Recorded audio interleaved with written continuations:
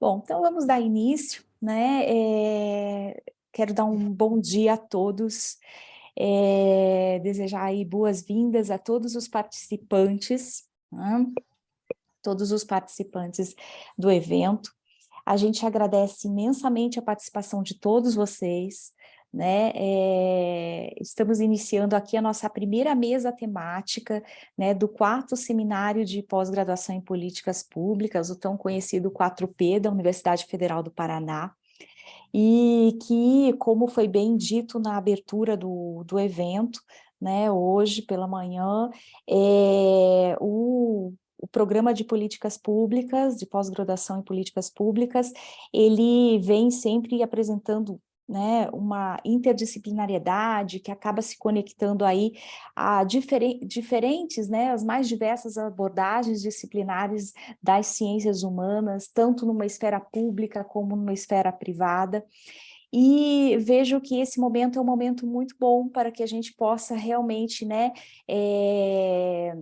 de uma forma mais tranquila, debater todos os pontos que são trabalhados aí dentro das políticas públicas na atualidade, e claramente que está sendo um momento, está começando, né, um momento de muita união entre todos os mestrandos, doutorandos e também os nossos convidados, né, de Curitiba, Brasil ou fora, né, e nós, assim, aproveitamos até para parabenizar, né, o pessoal do evento, os organizadores do evento, por uma tarefa que não é uma tarefa fácil, mas que nós entendemos que é uma tarefa que está nos trazendo aí já desde o início grandes glórias, né? Até mesmo nós vamos ter lançamento de obras de alunos, ex-alunos, vamos dizer assim, que hoje já são professores, que hoje já são doutrinadores. Então, eu compreendo que tudo isso é uma grande contribuição para a nossa sociedade. Então, fica aí o parabéns para toda a equipe organizadora, né? E as nossas boas-vindas a todos vocês. Passando para uma parte mais de administrativa, vamos dizer assim, né, passando uns informes, a média, daqui uns 30 minutos, nós vamos passar uma lista de frequência para todos os alunos que né, precisam do certificado, é claro, né, então para a emissão do certificado, a gente pede que gentilmente você assine, tá, o formulário que vai ser encaminhado daqui 30 minutos no chat, tá? Qualquer pergunta que vocês tenham, ou, né, indagações que vocês queiram fazer durante as palestras ou depois, né, eu peço para que sejam feitas pelo chat, ok? Então, no chat vocês podem colocar todas as indagações de vocês, né? A gente vai trabalhar da seguinte forma, tá? Organizando o nosso painel aqui. A gente vai abrir a fala para todos os convidados, né, os palestrantes, né, dessa manhã, e ao final, nós vamos abrir para as perguntas. Mas durante a palestra, você pode estar fazendo a sua pergunta no chat, o que a gente vai anotando, e aí no final a gente passa para os palestrantes, né? E aí eu acho que fica melhor realmente que os três, de uma forma única, assim, possam responder, né? Com todo o conhecimento que eles têm. A média de apresentação entre 10 minutos aí, né, para a gente poder ter um debate aí, que seja um debate de muito êxito. Tudo bem? Alguma dúvida até aqui? Não? Bom, então, pessoal, eu declaro aberta a nossa primeira mesa temática com o título Migrações Forçadas, Empresas e Direitos Humanos, né? Essa mesa, ela é coordenada pela professora Daniele Anoni, né, e por mim, Vanícia Comini. A professora Daniele Anoni, a qual dedico aí essa mesa de hoje, né, não pode estar aqui presente conosco, mas por situações pessoais, mas assim, estamos iniciando essa mesa temática em homenagem a ela aí, né? E a ideia da professora Daniele Anoni, ao montar esse painel, foi exatamente analisar o tema migratório, né, todo esse tema de migração sob uma ótica de direitos humanos. E hoje, nós trouxemos aqui alguns convidados, né, das diferentes áreas dentro do tema das migrações, eles vão trabalhar, né, para que isso possa instigar, né, por meio do debate, uma oportunidade, né, da gente disseminar, vamos dizer assim, todo o conhecimento sobre a área de migração. Né, migrações. E eu vejo que, assim, não só no universo acadêmico, mas também, né, para o público em geral, que todas as pessoas que possuam interesse, né, na temática que vai ser trabalhada aqui. Para dar início, então, a esse nosso painel, eu vou chamar para apresentação a nossa convidada, que é a professora Muriel Brena Vos. Vos? É isso. Né? O tema da palestra dela é Conhecendo o caso Pinheiro, os deslocados internos de Maceió e a empresa Braskem. Bom, a professora Muriel, ela é doutoranda em políticas públicas pela Universidade Federal do Paraná. Ela é mestre em História Política pela Universidade Estadual Paulista, Unesp, graduada em Direito e em Relações Internacionais. Ela advoga, é professora e também pesquisadora com interesse em direitos humanos, deslocados internos, empresas e direitos humanos dentro do sistema interamericano.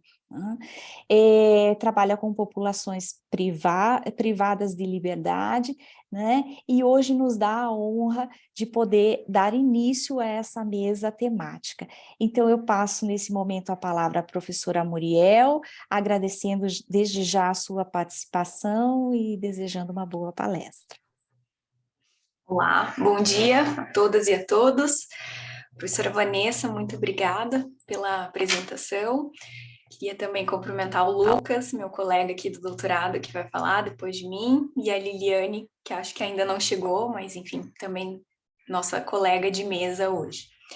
Então, obrigada pelo convite, pela oportunidade de poder estar aqui falando um pouquinho da minha pesquisa e compartilhando com vocês e trocando ideias, que acho que vai ser muito útil, né? Muitas reflexões importantes para o tema. Então, no doutorado, eu sou orientanda da professora Daniele, e eu pesquiso um caso de violação de direitos humanos que está acontecendo em Maceió, né, em área urbana, em Maceió, cometido por uma empresa, que é a empresa Braskem. Então, quero contar um pouquinho do caso para vocês, para chegarmos na questão dos deslocados internos, e o objetivo é finalizar a minha breve fala com um tema que vai ser explorado mais pelo Lucas na palestra dele, que é a questão de devida diligência, enfim, compliance em direitos humanos, ok? Então, só me confirmem se o slide passou. Isso, passou? Sim, passou. Sim, tá. Sim. Então, o caso que eu quero comentar um pouquinho com vocês é de Maceió, e essa é a visão, assim, mais usual que a gente tem de Maceió, né? Turismo, praia, coisas boas, enfim. Só que esse mesmo espaço geográfico e temporal, ele comporta outras narrativas, né? Outras histórias, outros acontecimentos. E uma dessas narrativas é a questão da exploração econômica extrativista feita pela empresa Braskem, que explora o sal-gema. Né? Então, o sal-gema é um minério, ele é retirado subterraneamente de cavernas, e ele é usado pela empresa como um dos elementos para produzir outros elementos da área química e petroquímica, que é a área que ela atua. Okay? Essa exploração do sal-gema em Maceió, ela já tem várias décadas, começou no período militar, na década de 70. E a Braskem, ela assume essa operação em Maceió a partir de 2002, que é quando ela foi criada. Okay? Então, ela foi criada a partir da junção de algumas empresas nacionais, e aí ela começa a cuidar dessa operação em Maceió já existente.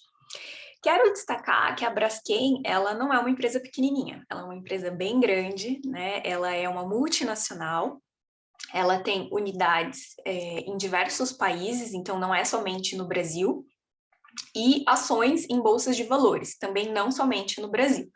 E digo isso para mostrar um pouquinho da envergadura da empresa, né, e do que vai acontecer, do que aconteceu com as pessoas que foram vítimas dessa ação, né? Então, qual é o tamanho da empresa e o âmbito de atuação dela? Bom, onde começa essa história dessa violação de direitos humanos que está em andamento? Em março de 2018, depois de um período de fortes chuvas, tem um tremor na cidade, e isso afeta particularmente e inicialmente um bairro que se chama Pinheiro, que dá o nome ao caso. E aí, a partir disso, nós temos no bairro Pinheiro e em outros 4 bairros da cidade um fenômeno de muitas rachaduras, fendas, buracos e afundamentos nesses bairros. O que torna essa localidade não segura para que as pessoas fiquem lá. Pensa que você tem ali milhares de famílias morando nesses bairros. E vejam o comprimento, a espessura de uma fenda dessa num imóvel, né? Então, obviamente que não dá para uma família continuar habitando ali de forma segura, sem qualquer tipo de angústia em relação a uma casa que está com esse tipo de dano. E isso foi generalizado inicialmente nesse bairro Pinheiro e depois foi expandindo para outros 4 bairros adjacentes. Bom, o que traz essa história? Depois desse tremor e da constatação desses danos generalizados, foi feita uma investigação pelo Serviço Geológico Brasileiro, e um ano depois, que foi em maio de 2019, o Serviço Geológico apresentou um relatório constatando que havia relação entre a exploração subterrânea do salgema, nessas cavernas, com esse processo, esse tremor e esse processo das fendas e das rachaduras nesses bairros. Então, essa exploração subterrânea, pensem que são cavernas subterrâneas, em que o sal é retirado dali, elas vão sendo ampliadas e chegou até o ponto que às vezes uma caverna juntou com a outra. Isso causa instabilidade no solo que afunda. E ao afundar, ele causa o tremor, as rachaduras, os buracos e as fendas. A partir desse momento, então, um ano e pouquinho depois, a Braskem ela interrompe a operação dela de extração do salgema, ela continua mantendo a unidade lá, mas não mais extraindo o sal, e há o início das medidas judiciais em relação ao caso. Eu não vou me ater aqui detalhadamente às medidas judiciais, mas gostaria de destacar que há uma atuação do Ministério Público Federal na proteção desses direitos coletivos, porque eu tenho vários públicos aqui envolvidos em relação a que estão sofrendo as consequências desse fenômeno geológico. Então, foram interpostas 3 ações civis públicas com o objetivo de pensar na interrupção dessa extração do sal e o que iria ser feito com essas cavernas subterrâneas, né? Como lidar tecnicamente com elas para que esse fenômeno seja interrompido. Uma ação civil pública pensando nos danos ambientais causados, que são enormes, e daqui a pouco eu vou mostrar uma foto, tem uma lagoa muito grande perto da região também que está sendo afetada. E uma terceira ação civil, que é a que eu me debruço mais, focada na reparação das vítimas, né?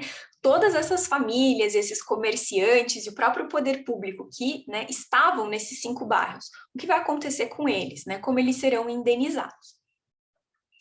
E aí, eu trouxe um mapa para mostrar para vocês, porque às vezes contando a história, a gente não tem uma dimensão exata do tamanho, né, do problema.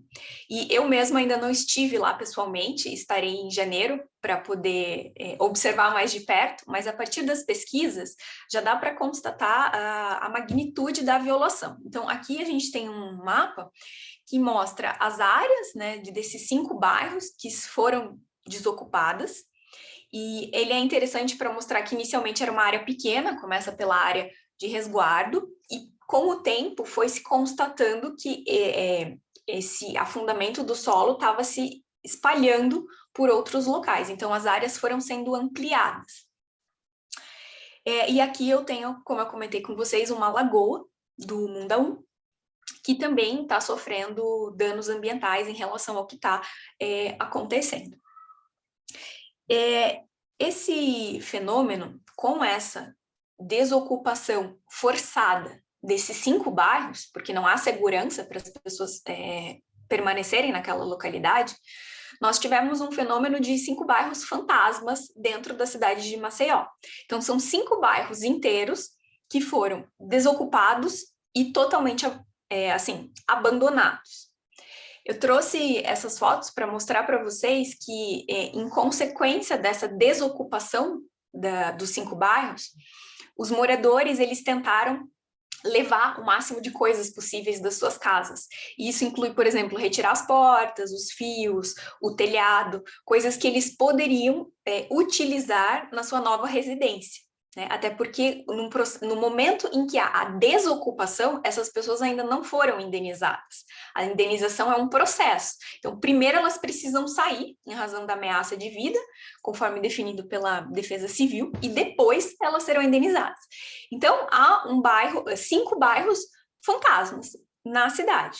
Então, pensem no impacto disso para o funcionamento de toda a cidade de Maceió. Né? Você tem uma grande região totalmente desabitada. E o impacto também é na vida dessas pessoas. Eu pesquisando o caso, estou bastante interessada em tentar entender e tentar trazer isso para a pesquisa, né, os impactos não meramente econômicos que essas pessoas tiveram. Porque é óbvio que elas tiveram prejuízo econômico, porque era o seu imóvel, muitas vezes comprado com muito esforço, anos de pagamento e financiamento. Isso está claro, né? Mas o impacto ele é muito mais profundo e muito mais diverso do que essa questão econômica. E aqui, entrando um pouco especificamente no tema da mesa, né, as migrações forçadas, esse deslocamento interno compulsório, o que isso traz de impacto de danos na vida das pessoas. E algumas imagens mostram justamente as vítimas tentando retratar esses outros aspectos psicológicos da sua história construída naquele lugar, da família que ela tinha ali, enfim, de tudo que ela passou ali, da segurança que ela tinha de ter aquela residência, aquele habitar naquela região, e para onde ela vai, né? Como vai ser o futuro. Então, sonhos destruídos, né? Toda a história vivida ali, e você tem que sair rápido, porque você corre risco de vida de estar nessa região, e em condições bastante assim angustiantes, né? Para onde eu vou, como vai ser o meu reconstruir. São mais ou menos 50 mil pessoas afetadas. Segundo esses dados que eu coloquei aqui, eles estão disponíveis no site da Braskem. Até o momento, são 14.500 imóveis residenciais desocupados e mais 4.500 imóveis comerciais que foram desocupados. Então, a gente consegue começar a ter uma ideia, né, em termos quantitativos, da dimensão, da quantidade de vítimas afetadas, né? Aqui sem falar no coletivo, né? Pensando individualmente as vítimas afetadas. E, além dessa dimensão individual que eu trago do dano, e que eu acho que isso é muitíssimo importante para a gente pensar, e como essas pessoas devem ser devidamente reparadas, né? O direito delas ser reparadas, eu queria destacar também a questão dos danos coletivos, porque toda a cidade de Maceió foi atingida, né? Você pode morar num outro bairro distante, mas você foi atingido por aquilo enquanto parte da coletividade. Pensem, por exemplo, nos imóveis públicos que tinham naquela região, escolas, creches, hospitais, unidades básicas, praças, né, que não podem mais ser utilizados. Toda a questão ambiental, a questão urbanística da cidade, o planejamento urbanístico da cidade, e isso gera uma sobrecarga em outros bairros, porque você tem 50 mil pessoas se deslocando rapidamente, precisam ser amparadas em outros lugares da cidade, né? Então isso causa um problema, desestabiliza a urbanização. Você tem um problema da questão financeira, porque isso acaba valorizando imóveis em outras regiões, e há uma procura muito grande, muita gente ao mesmo tempo por imóveis. E tem também a questão dos bairros limítrofes, né? Aquele bairro que está na divisa da região que não precisa ser desocupada, só que aquele bairro, aquele prédio, aquela casa está totalmente desvalorizado, porque ninguém vai querer ficar ali, porque você está exatamente na fronteira. né? Então, tem relatos, por exemplo, que inclusive houve necessidade de ação judicial, porque seguradoras não queriam renovar o seguro desses imóveis nas regiões limítrofes, porque justamente está muito perto da área que foi desocupada e que pode vir a ocorrer alguma coisa. Então, essa introdução foi para mostrar a magnitude do que está acontecendo e as repercussões bastante multifacetadas, profundas, complexas, tanto no âmbito do indivíduo, das famílias e da sociedade de Maceió como um todo, né? Do estado de Alagoas como um todo. E aí, me encaminhando para o final, e começando a entrar um pouquinho na seara que o Lucas também vai abordar mais para frente, no âmbito internacional, nós temos o que se chama de princípios orientadores da ação de empresas com relação a direitos humanos. Eles são princípios elaborados no âmbito da ONU, são de 2011, e esses princípios, eles têm 3 focos: o Estado, as empresas e o processo de reparação das vítimas. Então, a ideia é guiar esses atores, né, quando na prevenção de violações e quando elas ocorram, como proceder com a reparação. Um ponto importante é que esses princípios, eles não são juridicamente vinculantes. Então, eu não tenho mecanismos judiciais de exigir o cumprimento deles. Eles são voluntários, ok? Então, há um movimento de empresas começarem a aderir a esses princípios, mas ainda é um movimento bastante inicial e não necessariamente aderir com, assim, da maneira mais adequada, né? Muitas vezes é uma aderência mais superficial e que é muito mais usada para fins de divulgação do que para atividades práticas, né? Concretas sobre o que os princípios propõem. Um desses princípios, ele fala explicitamente sobre o procedimento de devida diligência para direitos humanos. E o que seria isso? Cada empresa, na sua operação em um determinado lugar, ela tem que identificar, prevenir, mitigar e responder por impactos nos direitos humanos que a sua operação cause. Então, vejam que é um ciclo, né? Eu preciso mapear, identificar o que pode acontecer, ter planos para prevenir isso, né? Como eu não deixo isso acontecer. Se acontecer, o que eu faço para mitigar os efeitos, os danos, e como eu reparo essas pessoas que foram atingidas. Eu destaquei aqui, e aí os princípios eles trazem de forma mais detalhada como deveria ser feito, que deveria haver uma avaliação desses possíveis impactos. E essa avaliação, a meu ver, isso precisa ser uma coisa muito específica de cada operação da empresa. Não adianta eu falar que eu vou mapear direitos humanos em toda a minha cadeia de produção nacional e internacional. Eu preciso levar em conta as especificidades de cada região e das pessoas que são potencialmente atingidas por aquelas atividades, né? Os públicos são diferentes, têm características diferentes e estão sujeitos a vulnerabilidades diferentes.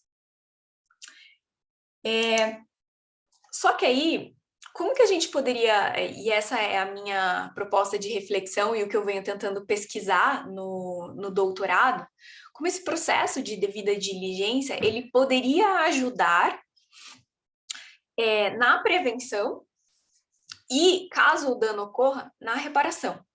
Para que o processo de reparação seja mais célere, ele seja mais focado nas vítimas, nas particularidades de cada vítima, e ele seja mais humanizado. Um processo de reparação que vise somente a reparação pecuniária, ele é incompleto, muito superficial, né? Porque os danos que as vítimas sofrem estão muito aquém disso. Então, fazer o mapeamento dos riscos inclui, inclusive, mapear que outros tipos de riscos, além dessas questões financeiras, essas pessoas estariam sujeitas. Só que ele é um mecanismo voluntário, né? Hoje nós não temos, então, meios legais de exigir o seu cumprimento, não há ainda uma definição exata, um protocolo de como ele deve ser feito. Então, e aqui eu uso, por exemplo, a pesquisa inicial que eu já fiz a partir dos documentos disponibilizados pela empresa envolvida, então são documentos disponibilizados no site deles, eles se mostram preocupados com direitos humanos, falaram que fizeram o seu mapeamento, a sua matriz de impacto, mas eles não mostram ou não apresentam, pelo menos publicamente, informações específicas sobre a operação de Maceió. Então eu fico me questionando, uma empresa desse porte, com uma operação desse tipo em Maceió desde 2002, não ter, pelo menos no seu radar, previsto que poderia acontecer esse fenômeno no solo das cavernas que eles estavam explorando, subterraneamente. Então, será que isso era uma coisa assim tão imprevisível que nunca passou pelo mapeamento de riscos da empresa? Né? Algo tão central na execução do negócio deles? Né? Não é algo adjacente, é algo do núcleo da atividade deles. Então, ou eles não mapearam, ou enfim, mapearam e não informaram, mas o que eles mostram é um suposto processo de devida diligência bastante genérico, né? Sem entrar nas especificidades de cada operação. E, a meu ver, eu acho que aí estaria uma oportunidade de a gente atuar melhor na fase de prevenção e ter um caminho mais traçado para o processo de reparação, caso a violação ocorresse. Quero muito ouvir o Lucas também sobre isso, enfim, como ele poderia contribuir, que eu acho que as nossas pesquisas aqui têm bastante diálogo. Então, Vanessa, era isso. Eu peço desculpas se eu passei do tempo, eu acabei não marcando. Não, Mais uma vez, excelente. obrigada. Tá ótimo, obrigada, professora Muriel. Excelente tema. Eu acho que assim a gente tem aí, né, não só uma situação, como bem você falou, né, de um caso que muitas pessoas não conhecem, né? Que é necessário a gente dar mais divulgação, mais publicidade, e como você bem falou, o impacto ele não é só econômico, né? Para muitos é o impacto de você recomeçar uma vida, né? E como você bem passou, assim, eu acho que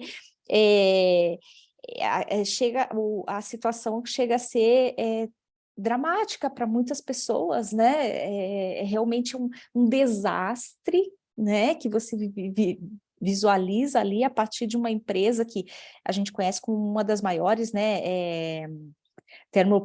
Termoplásticas, né, de resinas termoplásticas das Américas, né, então acho que assim, realmente é um caso que a gente precisa dar mais publicidade, e parabenizo aí pela sua palestra, adorei, né, e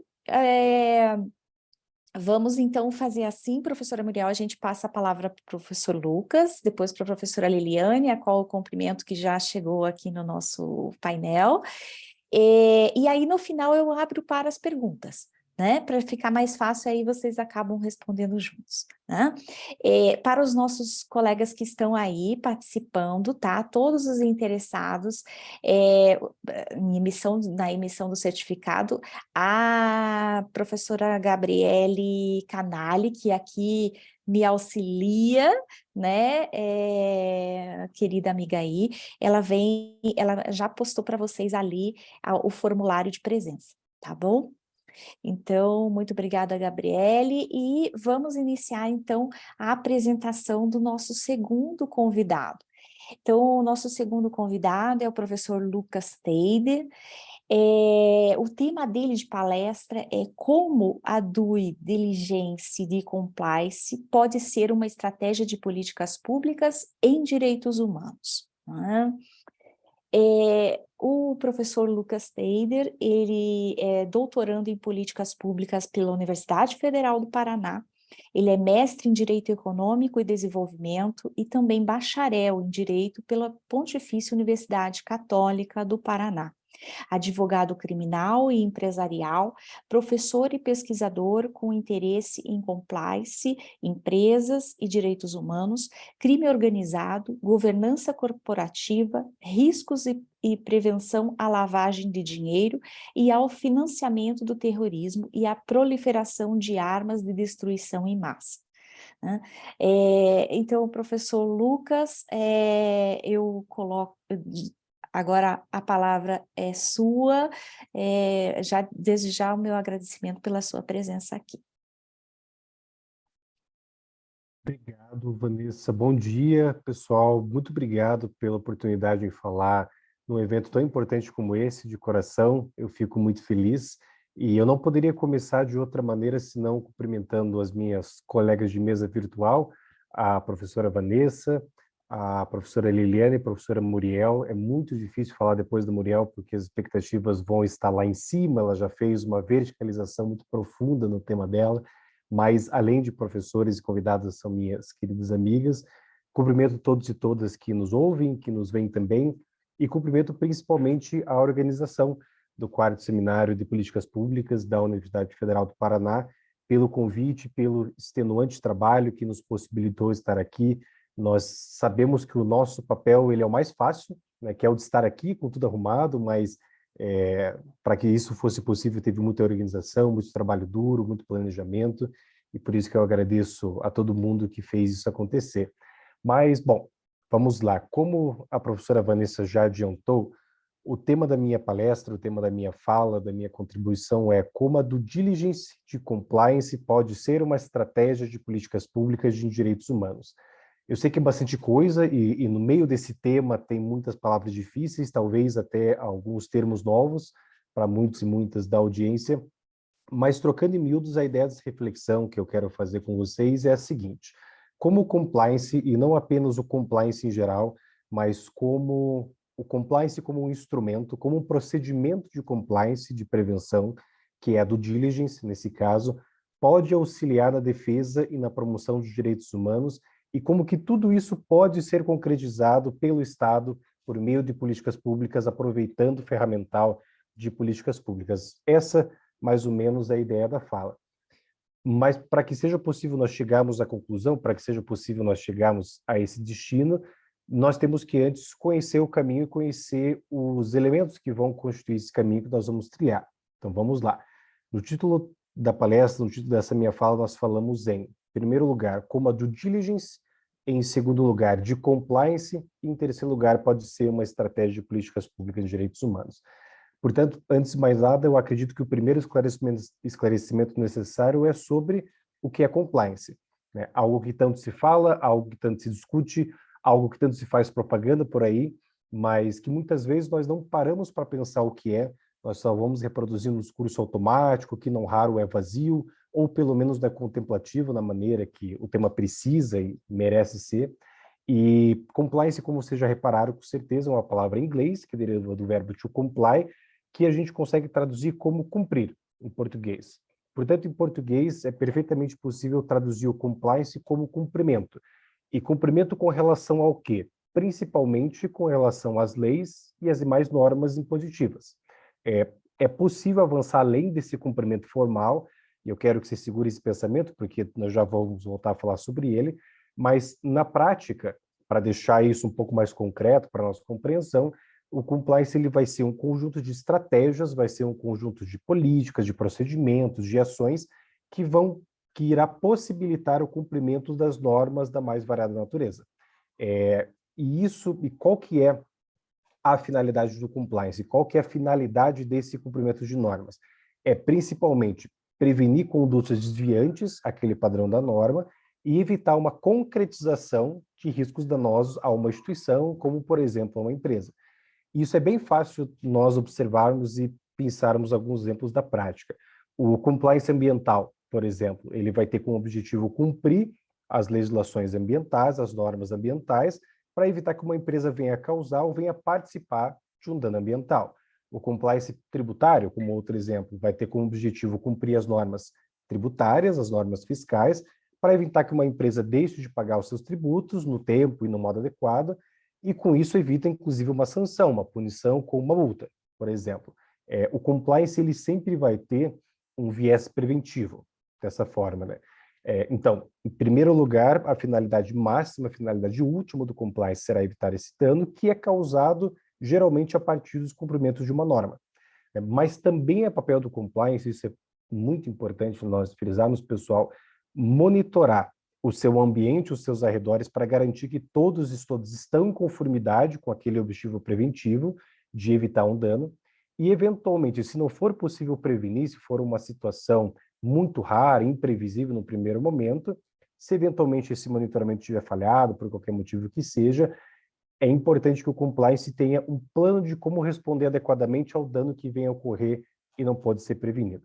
Portanto, esses seriam, no primeiro momento, os primeiros momentos de atuação de compliance, os 3 principais pilares de atuação de compliance. Primeiro momento na prevenção, mas também no monitoramento e na resposta adequada. E para que o compliance consiga cumprir essa missão de prevenir, monitorar e responder adequadamente, ele vai contar com uma série de instrumentos, como, por exemplo, um código de conduta, um canal de denúncias, um mapeamento de riscos, como a professora Muriel comentou, uma matriz de riscos e controle destinado à contemplação de quais são os riscos e como que eu vou atender aqueles riscos com os meus controles.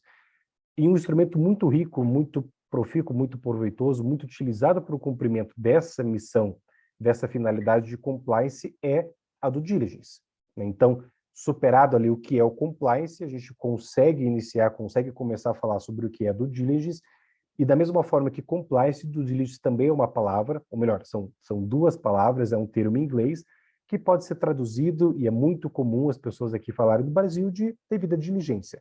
É a mesma coisa do diligence, devida diligência, só acontece ali uma tradução do inglês para o português, e essa devida diligência, ou essa due diligence, nada mais é do que um processo estruturado de análise, de investigação, para conhecer minuciosamente algo ou alguém.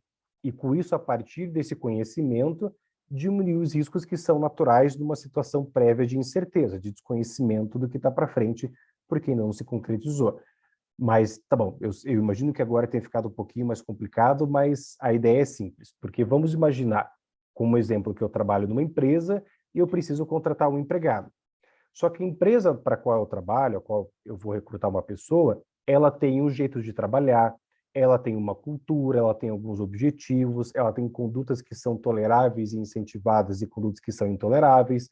Então, para que eu possa contratar esse funcionário, eu preciso conhecer, em primeiro lugar, essa pessoa, para ver se ela não representa um risco ao meu jeito de trabalhar, aos meus objetivos, se ela não vai praticar condutas que vão contra a minha conduta, ou que eu considero tolerável. Então, para isso, eu vou fazer uma investigação prévia sobre essa pessoa nesse exemplo. Eu vou fazer uma análise de ver o perfil dessa pessoa, buscar recomendações, vou buscar opiniões sobre o trabalho daquela pessoa em outras empresas que ela já trabalhou, com colegas de trabalho que ela já teve. Eu vou ver, por exemplo, antecedentes criminais dessa pessoa, eu vou checar as redes sociais e por aí vai. Mas, então, a investigação ela vai poder ser mais detalhada ou menos detalhada, dependendo da profundidade que eu quero e devo fazer essa due diligence. Mas vocês vão concordar comigo no sentido de que uma due diligence para contratar um funcionário é muito mais simples do que uma due diligence, por exemplo, para contratar um fornecedor, ou fazer uma parceria comercial, ou fazer uma fusão entre 2 empresas. Nesses outros casos, além de fazer essa investigação, a devida diligência na pessoa em si, ou na empresa em si com a qual eu vou estar me relacionando, eu vou ter que analisar como esse fornecedor, esse parceiro ou outra empresa lida com o meio ambiente, se respeita os direitos de seus empregados, se tem ou não uma boa reputação, se tem credibilidade no mercado, e por aí vai. São outros elementos que eu posso ver também. São camadas de complexidade que nós vamos inserindo nessa investigação. E para fazer tudo isso, eu vou fazer pesquisa, eu vou levantar dados, eu vou produzir relatórios, eu vou fazer a avaliação dos insumos que eu colher a partir dos meus princípios, com os meus objetivos, com a minha cultura, com o meu apetite de riscos, ou seja, os riscos que eu estou disposto a assumir ou não dentro da minha operação empresarial. Então, a due diligence, portanto, ela vai ser um pilar instrumental do compliance. E tá bom, agora voltamos à pergunta lá do tema da palestra. Como que o compliance, que a gente já sabe o que é, e a due diligence, que a gente também já sabe o que é, pode ajudar o Estado a, por meio de políticas públicas, defender e promover os direitos humanos. E eu penso em algumas formas que nós temos disso se concretizar para essa finalidade. Em primeiro lugar, vai ser necessário que nós tomemos o compliance e pratiquemos o compliance como um imperativo categórico. O que eu quero dizer com isso?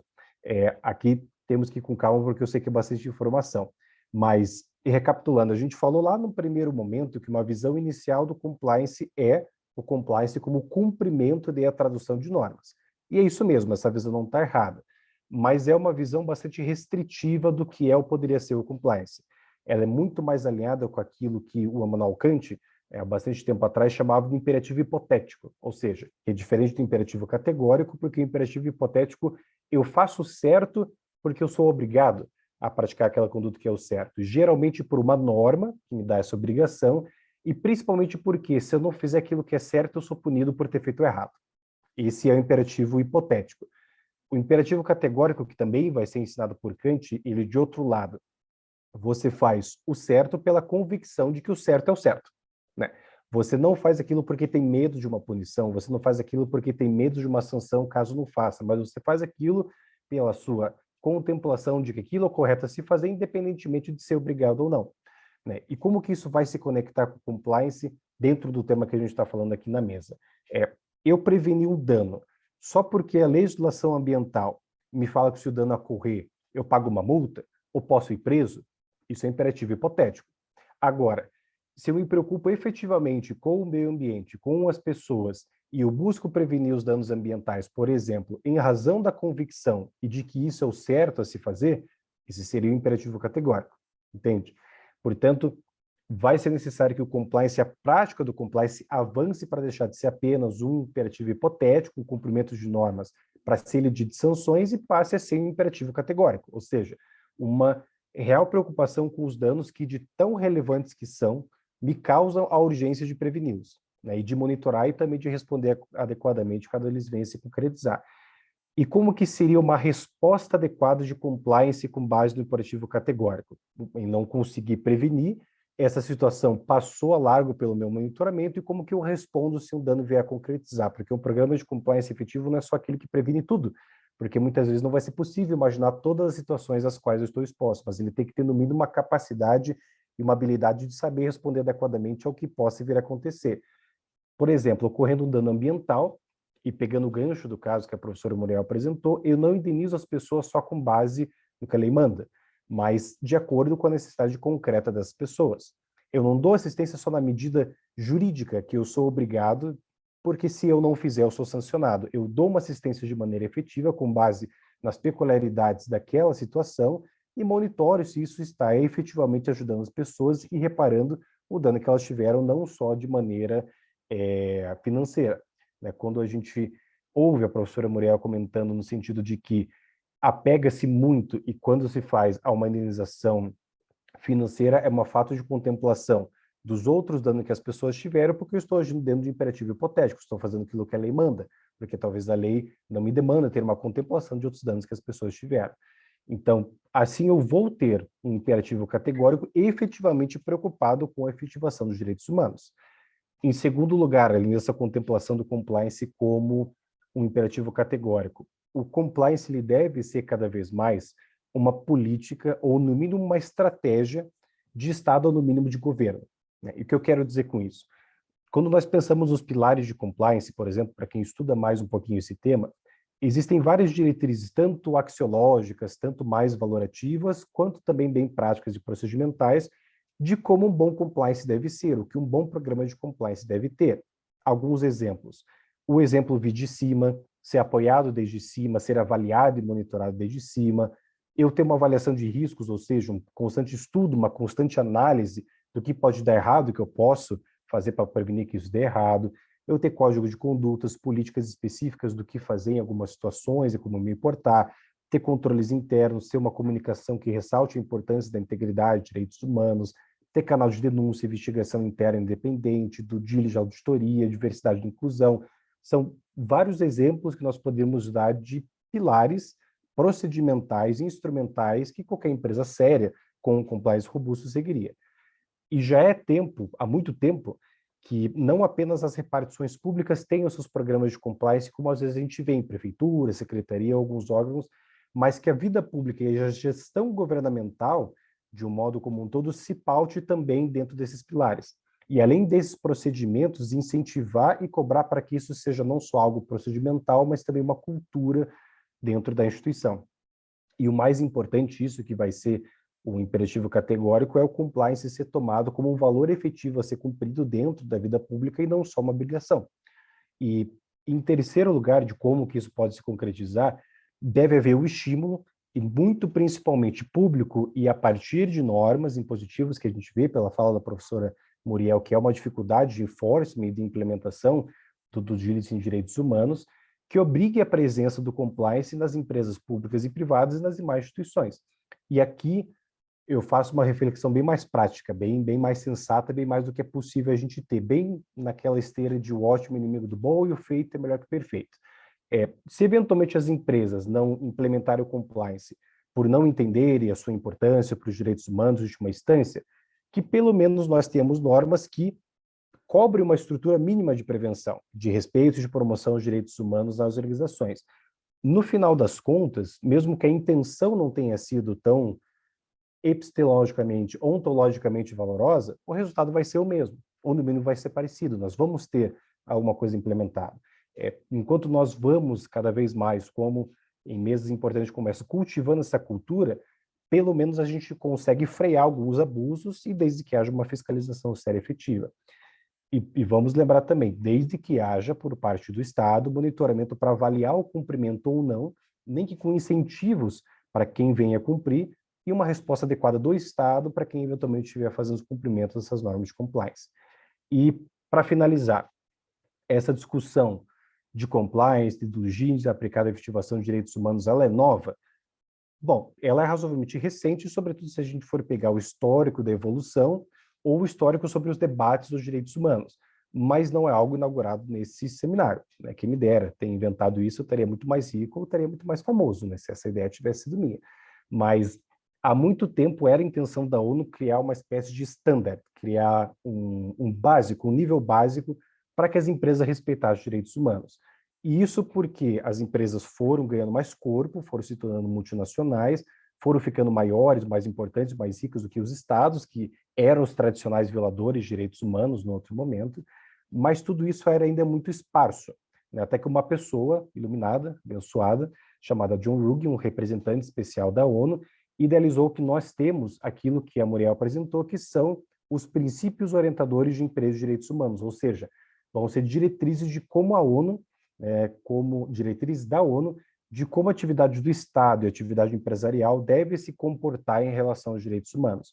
E a Muriel comentou com os pilares de dever de proteção por parte do Estado, de respeito aos direitos humanos por parte das empresas, nas suas atividades, e de remediação para aquelas vítimas que foram atingidas em seus direitos humanos a partir de uma atividade empresarial.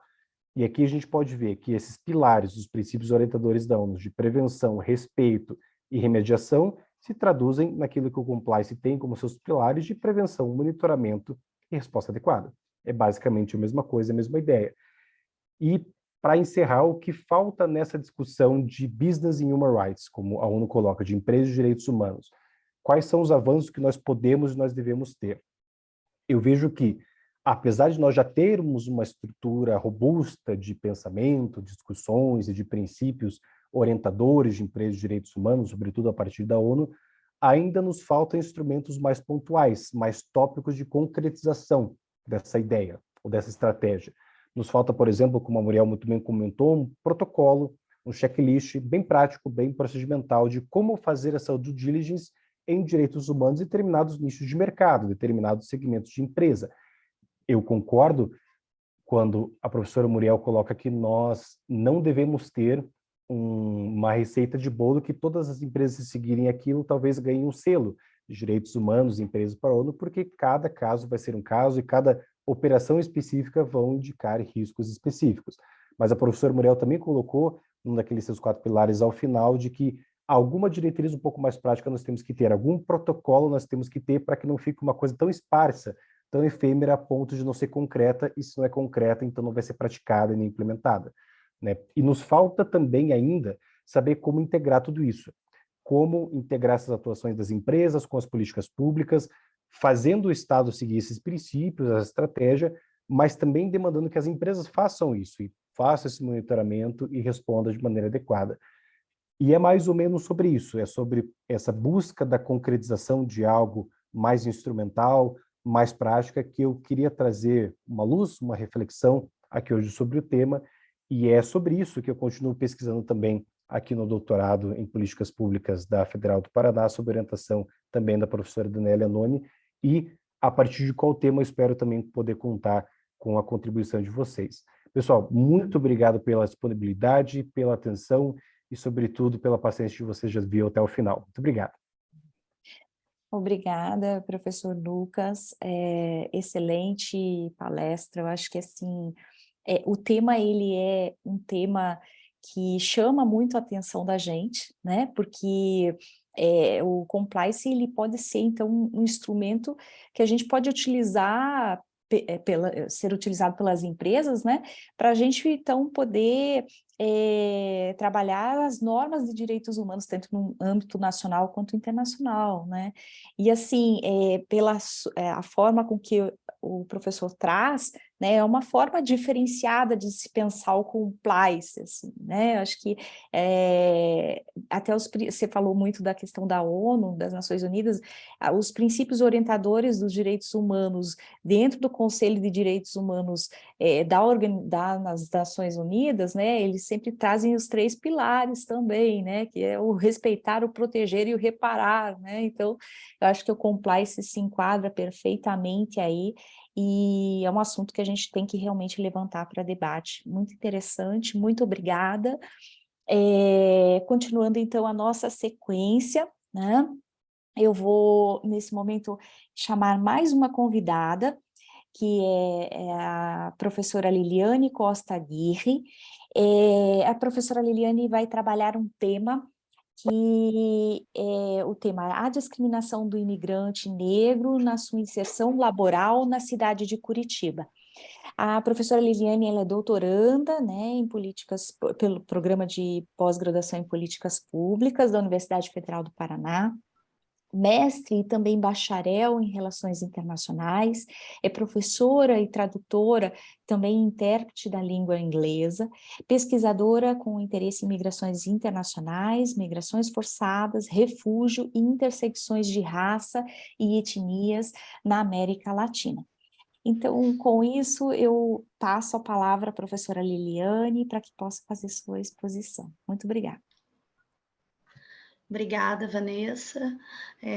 Quero agradecer a todos e pedir desculpas já adiantadamente pela minha voz, que já está no final, já no começo da apresentação, né?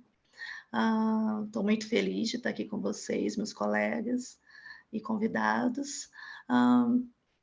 E o tema que eu trouxe aqui é o tema que eu trabalho, né, já há algum tempo nas minhas pesquisas.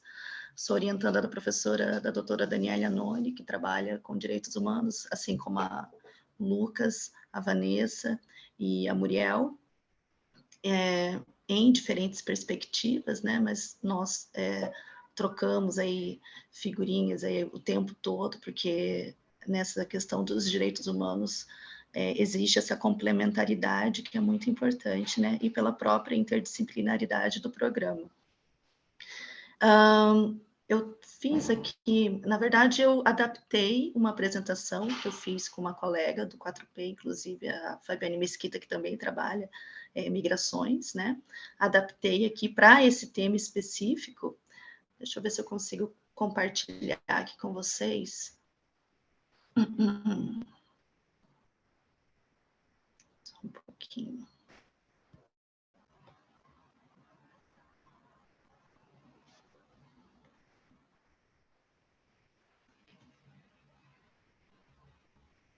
Peraí, gente.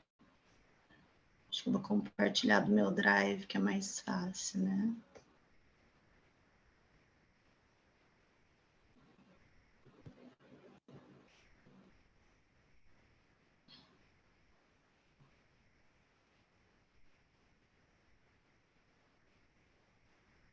Então, eu estou precisando de uma ajuda técnica aqui. Normalmente, quem nos ajuda é o Lucas.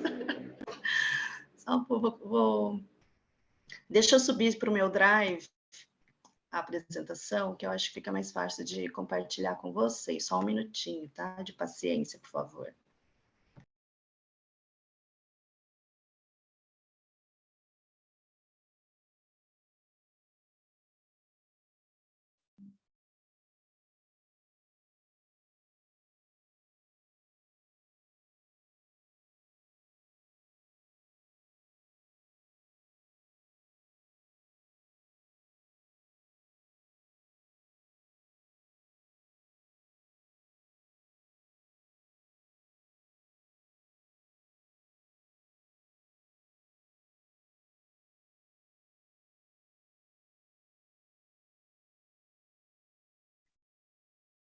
E Liliane, se você quiser ajuda, conseguir mandar o arquivo, a gente pode ir passando para você também, se você tiver.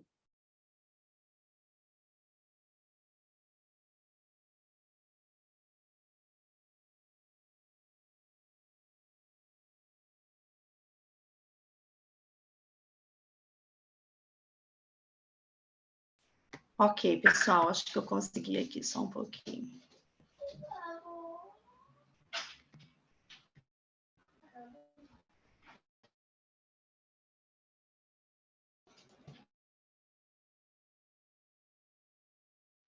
Agora deu.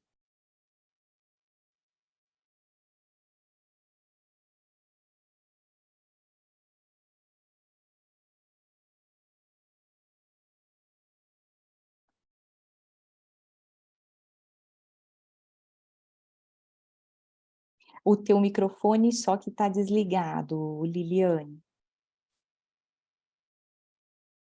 Espera aí, deixa eu tentar, eu tento.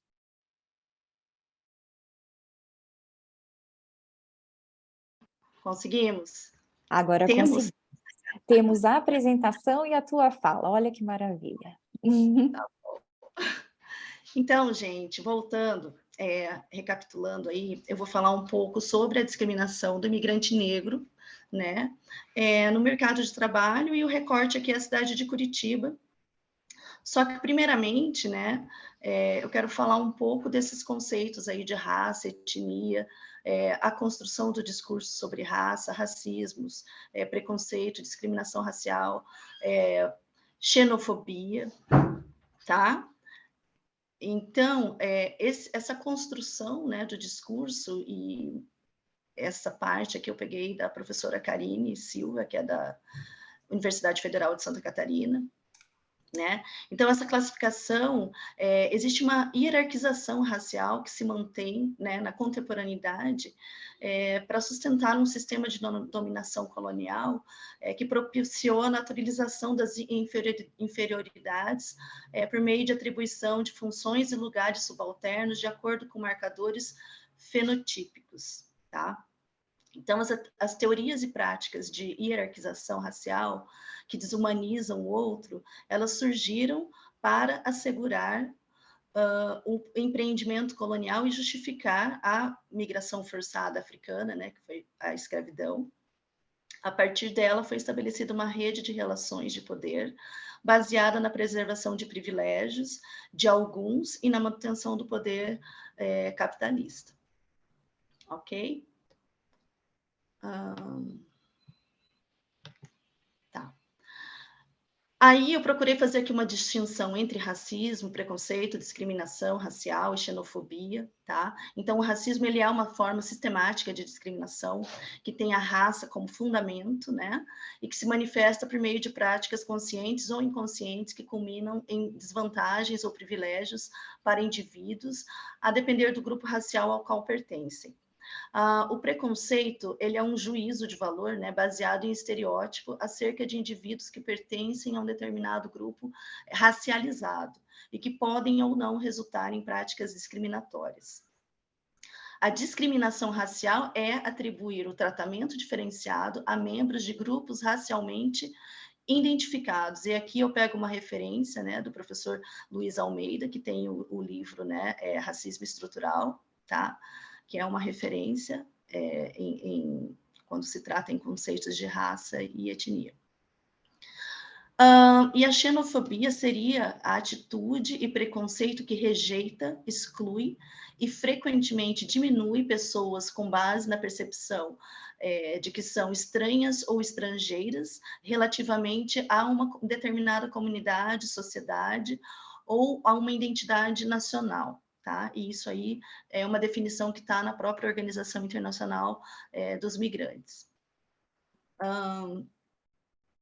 Então, como que o racismo ele se estrutura?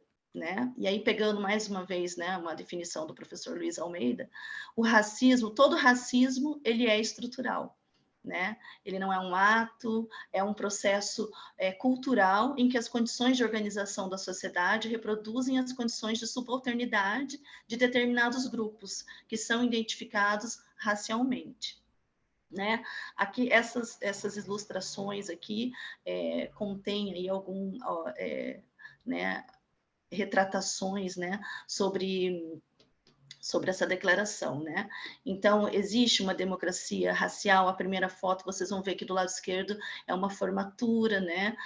Onde a maioria dos alunos são brancos, e em contrapartida, do outro lado, a gente tem ali uma foto de um sistema prisional, onde a maioria são negros, né? Então, existe toda uma acomodação, né, nessa estrutura em hierarquias que se mantém.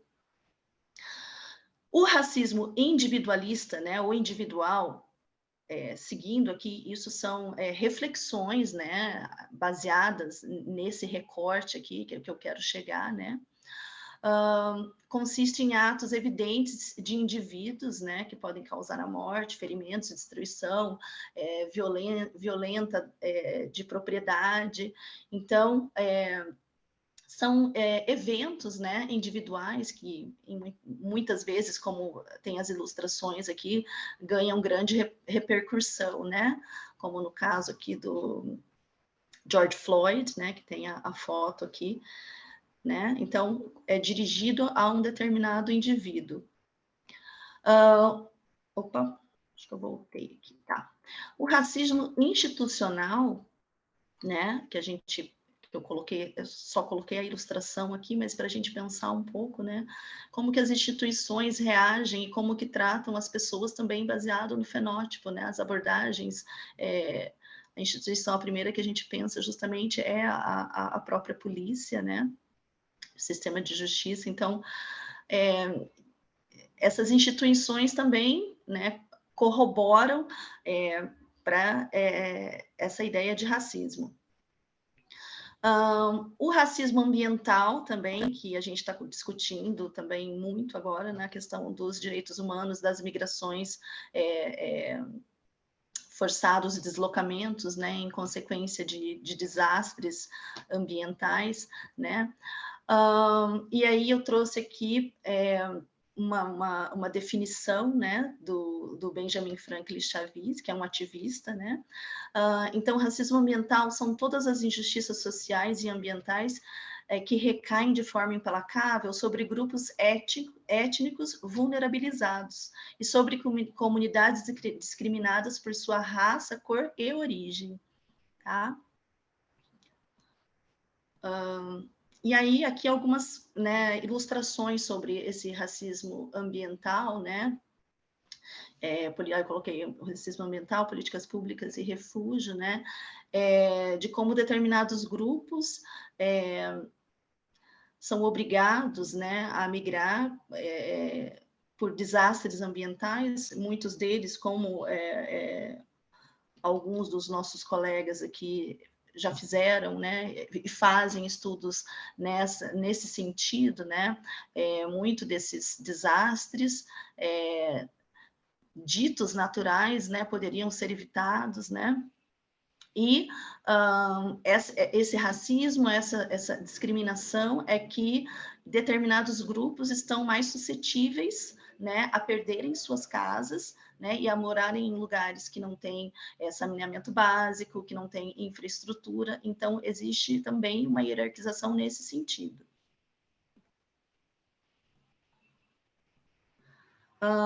Ok. Inclusive a última foto aqui é aqui de Curitiba, né, de Campo Magro, que é o que eu vou chegar aqui, né, que é o foco aqui para a gente falar mais um pouco. Só que antes disso, eu queria pontuar que nessa questão das migrações, né, e de refúgio, existem normas e princípios de não discriminação, né? Então existe um grande arcabouço jurídico internacional e nacional, porque a nova lei de imigração do Brasil de 2017, que substituiu o Estatuto do Estrangeiro de 1980, ela é considerada inovadora na questão dos direitos humanos e os princípios de não discriminação. né? A ONU tem o princípio da não discriminação, né? A gente tem a Declaração dos Direitos Humanos, o Regime Internacional de Combate ao Racismo, a última conferência mais relevante, né? Porque houve toda uma caminhada no combate à discriminação, mas a de maior relevância recente é a conferência e o Plano de Ação de Durban, né? E a nova lei de migração, como eu já falei, brasileira, que é bastante robusta nesse sentido. Aí aqui eu só assinalei, né, alguma coisa aqui, né, que é o artigo 2º da Declaração de Direitos Humanos, né, que não deve existir distinção alguma, nomeadamente de raça, cor, sexo, língua, religião, opinião política ou outra de origem nacional ou social, de fortuna, nascimento ou qualquer outra situação. Aqui é uma trajetória, né, do combate ao racismo, então, desde a Declaração de Direitos Humanos, né, existe uma longa caminhada, uma longa briga, nada é posto, tudo é conseguido através de movimentos sociais, né, e muita luta, e a mais relevante e mais recente, que é a Conferência de Durban, que aconteceu na África do Sul, contra o racismo, discriminação racial, xenofobia e intolerância correlata, então ela é muito mais completa nesse sentido. O grande legado, né, dessa conferência é novos atores, né, e atrizes sociais que conseguem introduzir um âmbito global, uma pauta racial como um elemento fundamental para pensar a democracia, o desenvolvimento, né, e a gente percebe o protagonismo do movimento negro, né, com especial destaque ao movimento das mulheres negras, nas discussões sobre desafios nacionais. A centralidade do tema racial hoje, ele tem ressonância, né, no processo de construção, né, anterior à conferência e posterior também. Aqui, mais uma vez, né, a nova lei. A nova lei, só para pontuar, né, porque é muita coisa realmente para falar, mas no que ela é inovadora, né, a lei de 2017 aqui de migração. Ela não faz, por exemplo, distinção, né, entre imigrante, deslocado interno, né, apátridas, então eles têm os mesmos direitos, né? Eles não são cidadãos de segunda classe quando no Brasil, tá? Desde que regularizados, é claro. Tá. E quais são as interseções entre raça, migração, refúgio, né? Porque tudo isso, essas interseccionalidades, também vão definir e vão pesar na questão da sobreexposição de vulnerabilidades, né? Então, a gente tem várias camadas, né, que são sobrepostas. Então, a gente tem gênero, classe social, etnia, raça, faixa etária, orientação sexual, grau de instrução, religião, status migratório, se a pessoa está com um documento, se ela está indocumentada, se ela está em processo, né, se ela perdeu os documentos durante a migração, né, antes de cruzar uma fronteira, né, a localização geográfica, se é uma área de risco. Então, tudo isso vai influenciar, né? Então, a gente considera tudo isso são as interseccionalidades, tá? Então, são múltiplas identidades formadas por várias camadas, né? Sobreposições que derivam das relações históricas, sociais e de estruturas de poder. Gerando tanto exclusão quanto privilégios, né, para determinados grupos, né? No caso aqui a gente está falando de ausência de privilégios praticamente total. A análise interseccional, ela ajuda a visualizar como os diferentes tipos de discriminação convergem em termos de interseção ou sobreposição de identidades. E existe uma teoria, né, interseccional, né, que ela surge da crítica do movimento feminista negro, né? Então, é uma crítica feminista negra às leis antidiscriminação subscritas às vítimas do racismo do patriarcado, né? Do patriarcal. Então, como conceito de teoria crítica de raça, foi cunhado pela intelectual estadunidense Kimberly Crenshaw, tá? E essa teoria ela é de 2001. Então, trata-se de uma sensibilidade analítica pensada por feministas negras, cujas experiências e reivindicações intelectuais eram inobservadas, ou seja, elas eram invisibilizadas nesse sentido, tá? Porque além da questão da raça, elas tinham essa sobreposição transversal de serem mulheres, né? Todas nós, né? Menos o Lucas. Tanto pelo feminino branco quanto pelo movimento antirracista, né? A rigor, focado nos homens negros, tá? Só para pontuar aqui. Então, agora eu vou partir aqui mais para casos, né, no Brasil, né, e daí a gente vai chegar aqui em Curitiba, de racismo e xenofobia, alguns de grande notoriedade, né, e a professora Karine Silva, juntamente com a minha orientadora, a professora a Daniela Anoni, fizeram várias publicações nesse sentido, né?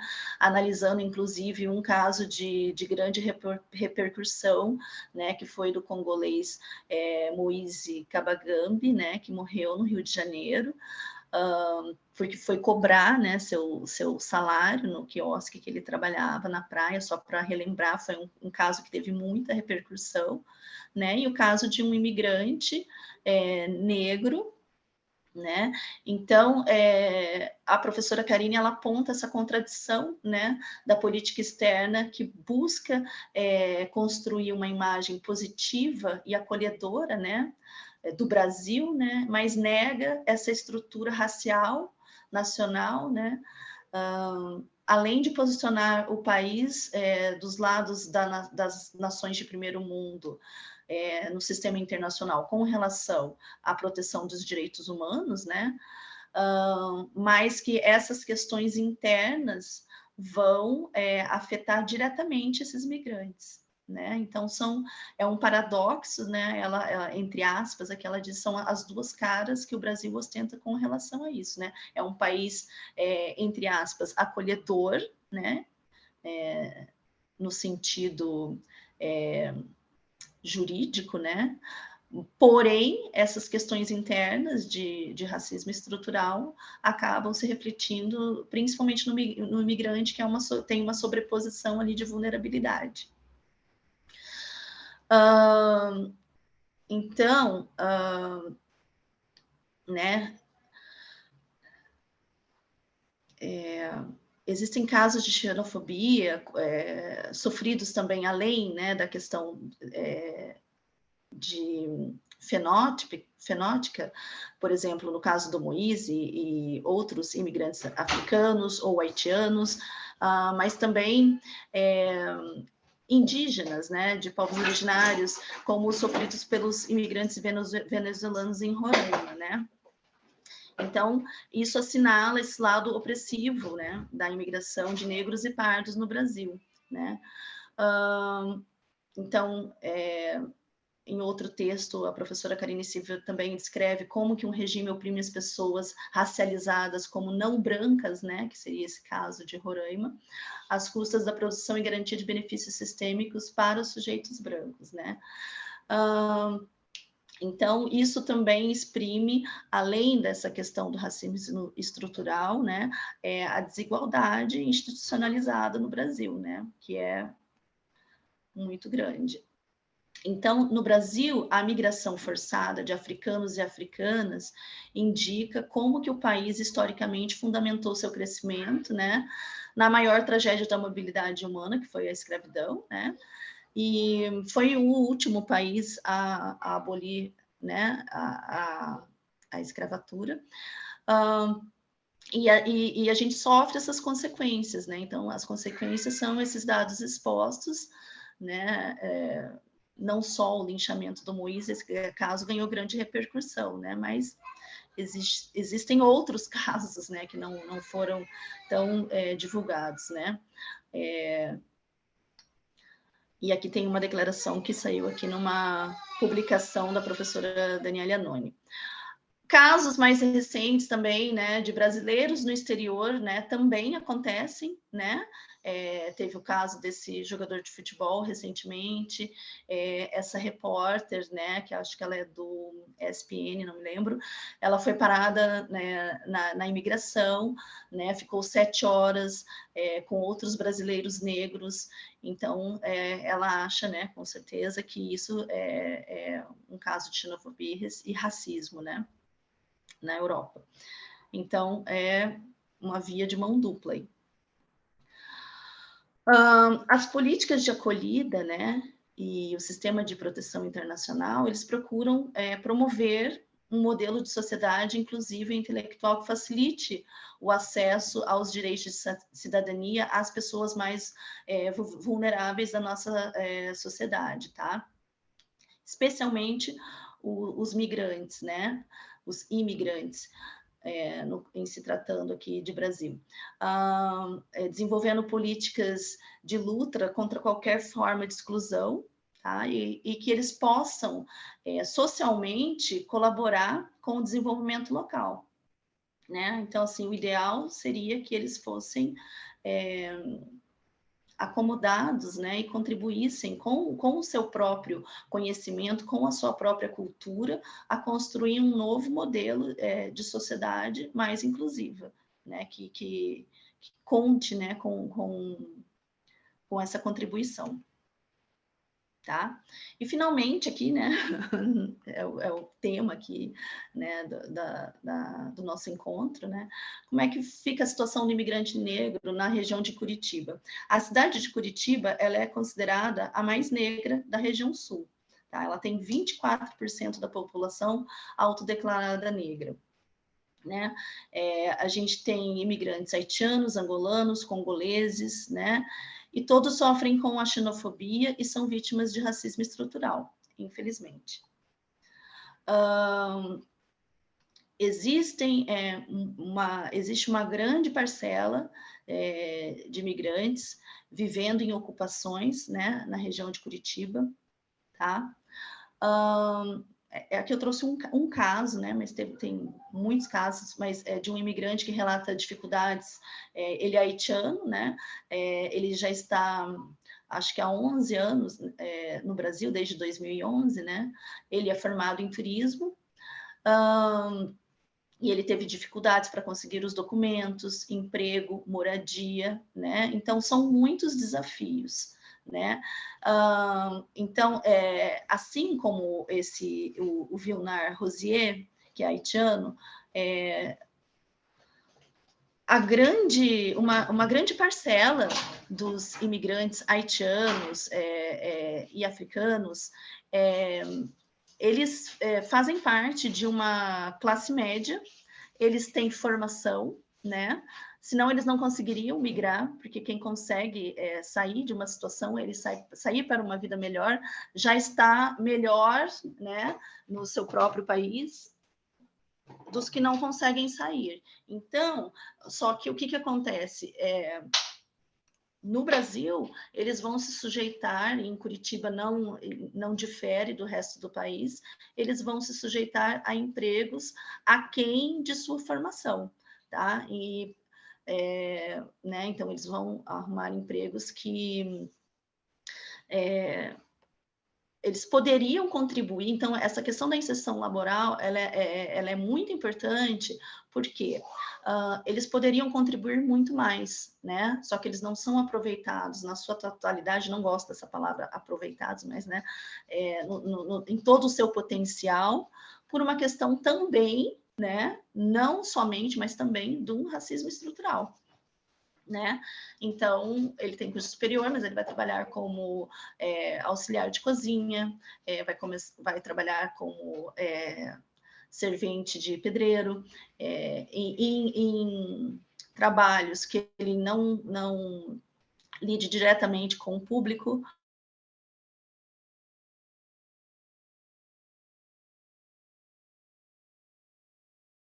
De vida melhor, né? E acaba, né?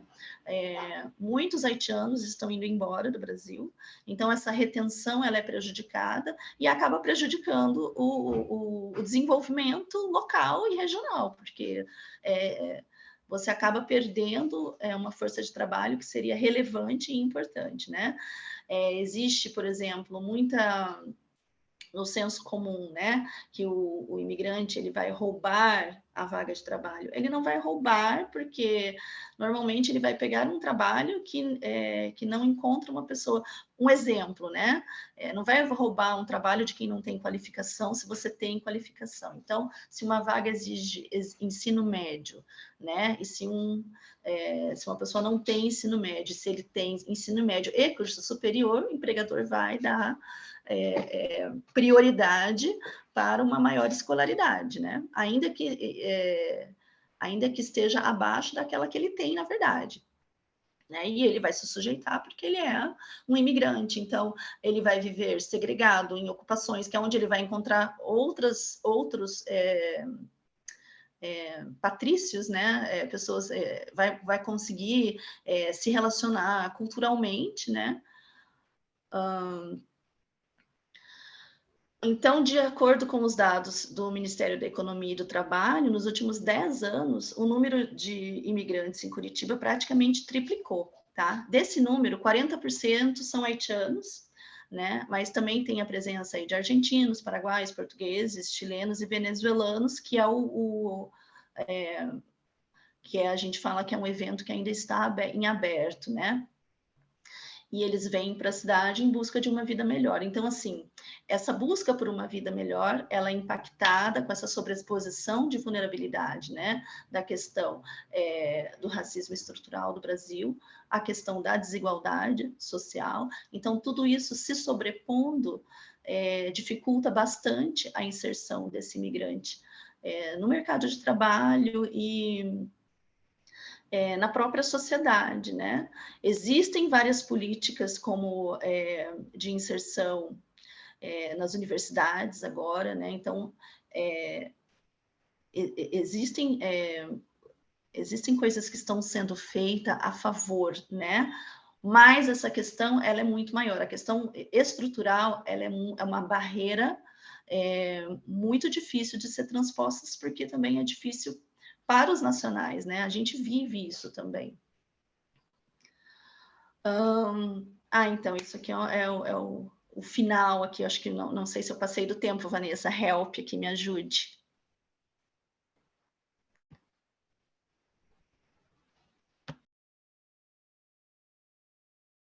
Ok.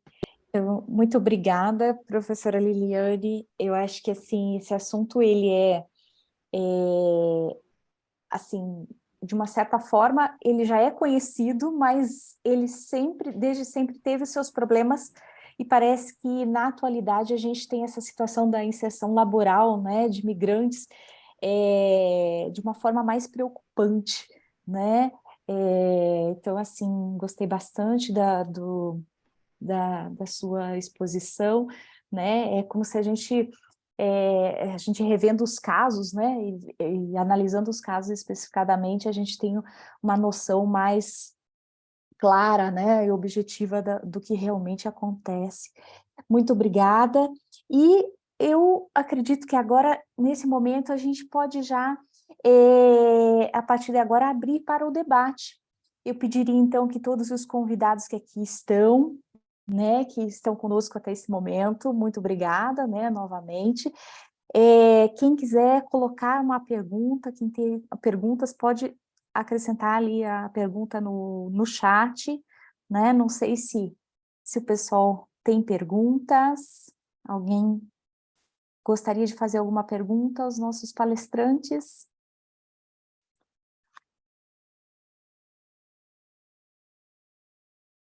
Não?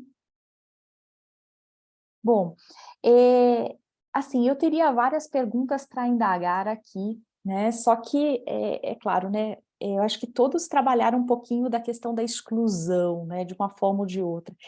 O caso da professora Muriel, e da professora Liliane, eles são essa questão da exclusão, né, e do que fazer no próximo dia, digamos assim, né, quais as providências que estão sendo tomadas a respeito, né, fica até difícil da gente pontuar tantos os problemas que a gente visualiza nos casos específicos, né, mas aqui, na realidade, eu gostaria de levantar uma pergunta em especial.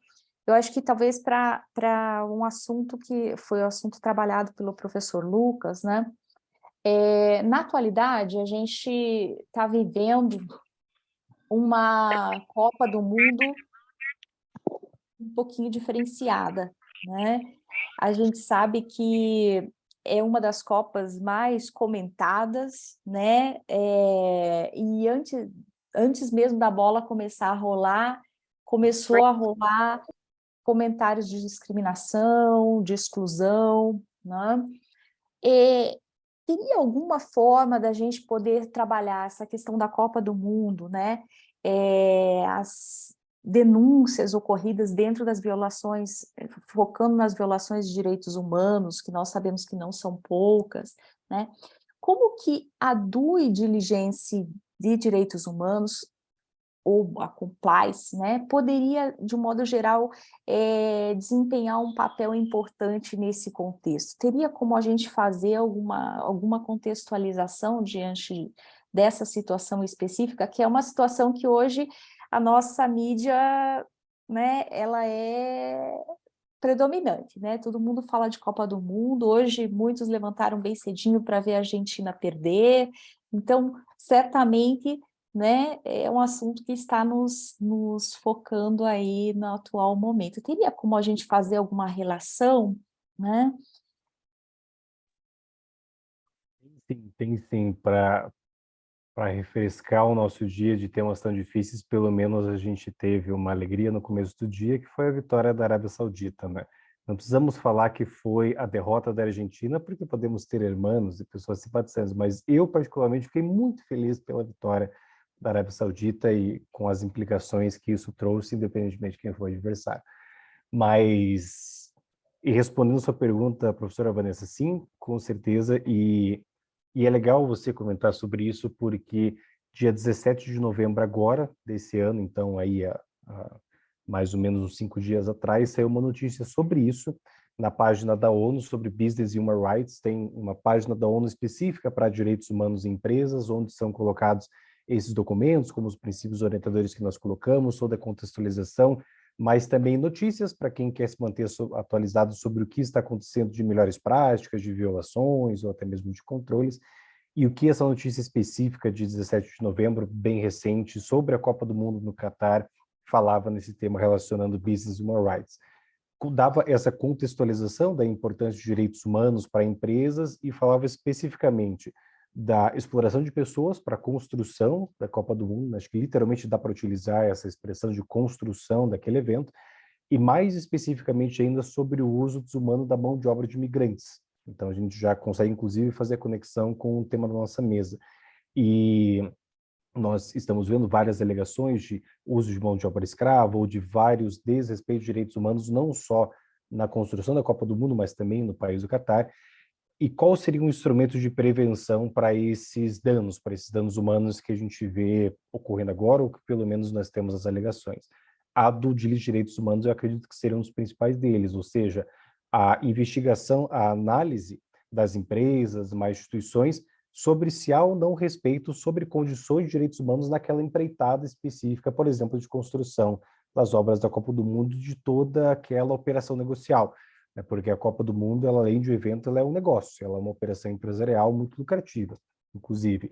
E nessa notícia, a própria ONU recomendava do deles envolvendo, não só ouvindo as pessoas que estão conectadas com a operação empresarial em si, mas também os atores locais da sociedade, os acadêmicos, defensores de direitos humanos. Então, nós já conseguimos colocar nesse nosso protocolo específico, para esse caso concreto de direitos humanos, não só ao ouvido da empresa, eventualmente das populações afetadas, mas os principais stakeholders de direitos humanos que vão estar envolvidos, comenta-se inclusive do papel dos governos, dos direitos humanos, E na prática, né, para tentar contextualizar isso de maneira bem concreta, deveria ter havido essa due diligence, né? A notícia nos dá os exemplos dos patrocinadores, o que eles poderiam ter feito. Se eu sou a Coca-Cola, se eu sou a Adidas, se eu sou a Nike, se eu sou uma empresa que vou estar patrocinando ou de algum tipo me relacionando negocialmente com o evento da Copa do Mundo, identificada estas violações de direitos humanos e essa investigação. Ela também pode ajudar, inclusive, autoridades persecutórias, que talvez não vão ter capacidade de fazer uma apuração tão depurada quanto as empresas têm os recursos, e a postura mais adequada dessas empresas, uma vez fazendo direitos humanos e descobrindo violações ou indícios ou riscos de violações de direitos humanos, não só do ponto de vista humano, mas também de compliance, a postura mais adequada seria o que a gente chama de no-go, ou seja, não vai, né? O não segmento com o patrocínio, com o endosso, com a participação, e além, veja que nós podemos colocar tudo isso não só numa esfera muito axiológica, de direitos humanos, mas inclusive numa esfera negocial, de compliance empresarial. Qual que é a razão eu para fazer a contratação com qualquer evento, e a Copa do Mundo é um evento, eu tenho que fazer uma due diligence, eu tenho que ver se está de acordo ou não com aqueles que são os meus princípios. Se eventualmente eu identifico que aquilo não está de acordo, que eu não quero assumir o risco de estar envolvido com operações que depois podem ser acusadas de escândalos ou de violações de direitos humanos, eu dou o no-go da minha participação. E qual que é a minha justificativa? Eu não preciso entrar numa questão valorativa de respeito ou não à soberania do país, de concordância ou não com os princípios praticados naquele país. Eu posso simplesmente falar que é por inadequação às minhas políticas de compliance, às minhas políticas de integridade e de direitos humanos que eu tenho nas empresas e nas instituições. Então, eu acho que, Vanessa, isso vai mostrar que o compliance, mostrar que a due diligence são temas muito práticos, são temas muito atuais, muito necessários. Eu vou, inclusive, ver se eu consigo achar a notícia e mando aqui no chat também para que o pessoal possa contextualizar. Mas eu acredito que seria mais ou menos dessa forma. Obrigada, professor Lucas. É interessante, né? A gente ter essa visão assim também, né? E aqui nós temos duas perguntas, agradeço bastante aos participantes. Vamos fazer assim, para lhe dar um tempinho aí para você poder, né, tomar uma aguinha, eu vou fazer a segunda pergunta, que é uma pergunta para a professora Muriel. Quem pergunta é a participante Patrícia Monteiro. Ela pergunta o seguinte: você sabe como está sendo gerenciado o impacto dessas desocupações em um contexto de dinâmica urbana? Bairros ainda ocupados, mas isolados por esse vazio, estão sendo atendidos de alguma maneira? Essa é a pergunta da Patrícia Monteiro. Patrícia, obrigada. Ela é nossa colega, minha e do Lucas, da turma de 2021. Mas só antes de responder da Patrícia, eu queria fazer um comentário em relação ao que o Lucas comentou da Copa. Pensando assim em possibilidades, talvez até, Lucas, eu não sou muito de futebol, né? Mas existe todo um processo para a escolha da sede, certo? E pelo que eu saiba, os estados se candidatam, né? Então eu fiquei pensando em alguma coisa assim, talvez até algum tipo de protocolo da própria FIFA, no sentido do que os estados poderiam, nessas já propostas, né, para eu ser a sede, o que ele já tem que trazer, o que ele está pensando em termos da devida diligência. Eu acho que seria uma forma complementar, porque na tua fala me pareceu muito a questão dos patrocínios das empresas, mas a gente podia pensar para o Estado também, né? Na candidatura. Então, a FIFA já tem algum protocolo, alguma coisa, uma diretriz mínima, né? Não sei se você acha, enfim, viável, mas foi o que eu estava pensando.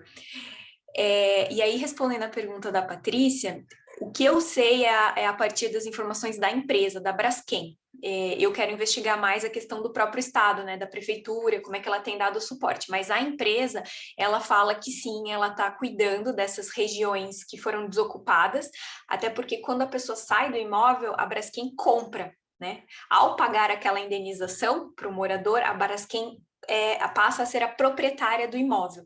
Então, ela alega, por meio do site dela, ela põe informações de que ela cuida, por exemplo, da zeladoria, a questão de mato que cresce, animais, pragas, que ela está fazendo esse cuidado da região e, inclusive, zelando pela segurança patrimonial. mas eu ainda gostaria de confrontar essa versão com outras fontes, né? Por enquanto, a informação que eu tenho é a fonte apenas da empresa, de que sim, ela está cuidando. Obrigada. Ótimo. E temos aqui também mais uma pergunta, né? Que é do Lucas Santos da Rosa, também participante. Agradecemos pela pergunta, Lucas. Para o professor Lucas, há a possibilidade de criação de um seio, né, para empresas, selo, né?